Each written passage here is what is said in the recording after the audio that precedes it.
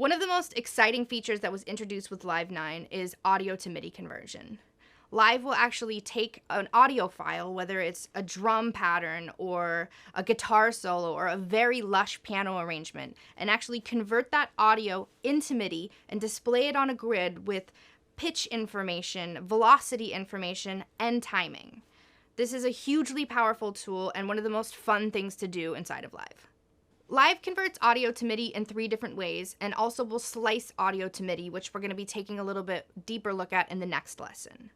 Let's start by converting drums to MIDI by taking a closer look at the breakbeat we've been working on in the previous session. Back in session view in our live set, I'm going to select the clip with the breakbeat audio. I'm going to right-click or control-click on the clip and you'll see a secondary menu appear. About halfway down, you'll see all the conversion options, and in this instance, we're going to select Convert Drums to New MIDI Track. So we're seeing Live kick into gear here, perform the conversion for us, and it's going to create a new MIDI track here with a drum kit already placed on it. So here we're looking at the kit itself, we're looking at the track, and then I'm going to double-click on the clip, and then here's all the MIDI information. So Live looked at the file, decided which sounds it thought were snares, toms, and kicks, and placed them on the grid for me, and even assigned them individual velocities.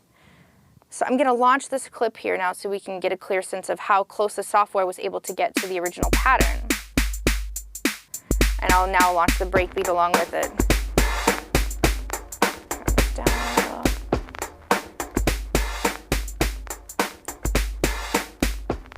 So all things considered, this is a really good conversion.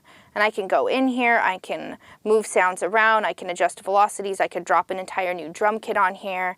So I'm just going to grab this 808 kit and drop it on. So now we'll listen to it with the 808 kit.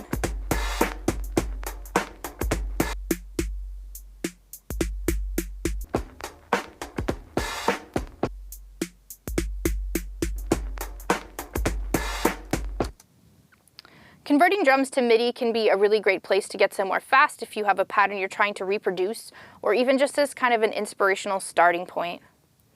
So moving on, we're going to convert these oohs to MIDI as well. So I'm going through the same process of right-clicking on the clip, and this time I'm going to choose Convert Harmony to New MIDI Track.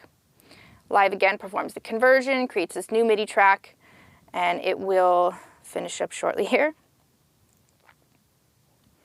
So it looks like it dropped a grand piano sound on it. I'm going to just stop all the clips and then we'll listen to just the piano. Double clicking on the clip here.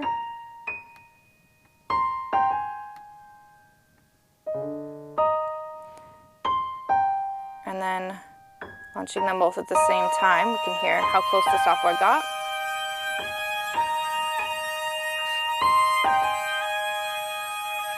So it's not a perfect science, but it's really close to it. And now I'm going to go into the sounds category and pick a sound called vocosyn, which is kind of similar to the sound of my voice pitched up. And now I'll press play.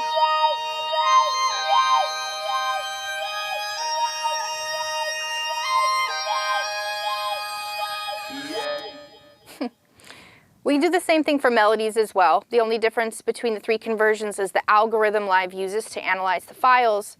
So similar to choosing a warp setting, whether it's beats, tones, textures, etc., choosing the right conversion is very important. So obviously if you're converting drums, you're going to choose the drum algorithm. If you're converting something which has many notes played at once or chords, you're going to choose the harmony conversion. And lastly, you'll choose melody when it's one note being played at a time, like a guitar solo or a lead vocal. The last thing I want to show you before we move on from audio conversion is how to freeze a track.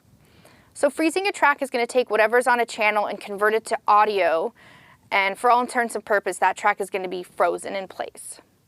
That means that any audio or MIDI effects that you had on will be turned off, burned into this new audio file, and you will not be able to make adjustments to them. You can still choose adjust a few things like volume and send amounts, but for most part, the track is completely frozen in place. So in order to perform a freeze, we're going to right-click on a track's title. So I'm actually going to freeze MIDI here, right-clicking, and then I'm going to select Freeze Track from this drop-down menu. Live's performing the freeze, and then the track is kind of grayed out and appears blue.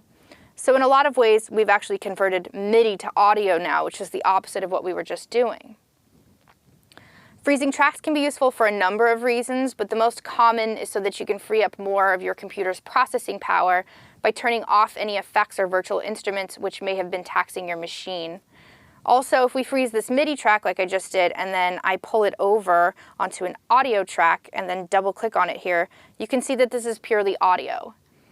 And you can do a lot more things to audio, like we've talked about the transposition, the different warping algorithms that you can do to MIDI.